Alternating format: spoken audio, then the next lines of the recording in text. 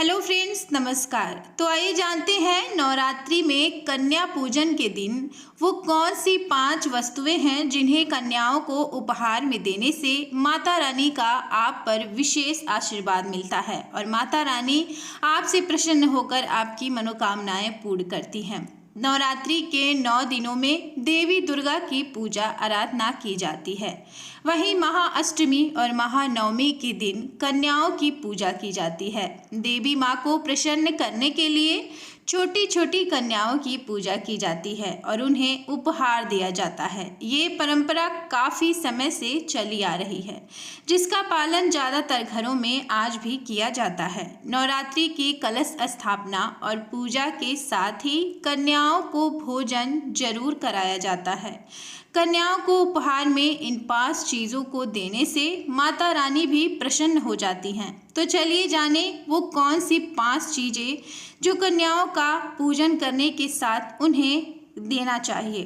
कन्याओं को पूजन करने के बाद उन्हें लाल वस्त्र उपहार स्वरूप में जरूर देना चाहिए, क्योंकि माता रानी को लाल वस्त्र बेहद प्रिय है। अगर आप लाल वस्त्र देने में असमर्थ हैं तो आप लाल रंग की चुनरी को हर कन्या को ओढ़ाएं। इससे देवी माँ का आप पर विशेष आशीर्वाद होता है। उपहार में दे फल। कन्याओं को भोजन कराने में एक फल जरूर देना चाहिए। मान्यता है कि फल उपहार में देने से आपके अच्छे कर्मों का फल आपको कई गुना वापस होकर मिलता है। केला और नारियल को सबसे शुभ फल माना गया है।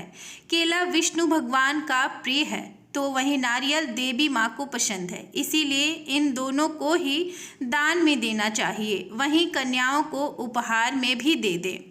और आप कन्या को मीठे में क्या दे सकते हैं? मिष्ठान। प्रसाद स्वरूप कन्याओं को किसी एक तरह का मिष्ठान जरूर खिलाना चाहिए। आप चाहें तो भोजन में कन्याओं के लिए सूजी का हलवा, आटे का हलवा माता रानी को भोग लगाने के बाद दे सकते हैं।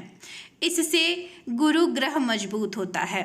उसके बाद आप कन्याओं को श्रृंगार का सामग्री अवश्य दें। नवरात्रि में कन्या भोजन के बाद सारी कन्याओं को उपहार में श्रृंगार की सामग्री देनी चाहिए। सबसे पहले श्रृंगार की सामग्री को देवी माँ को चढ़ा देना चाहिए।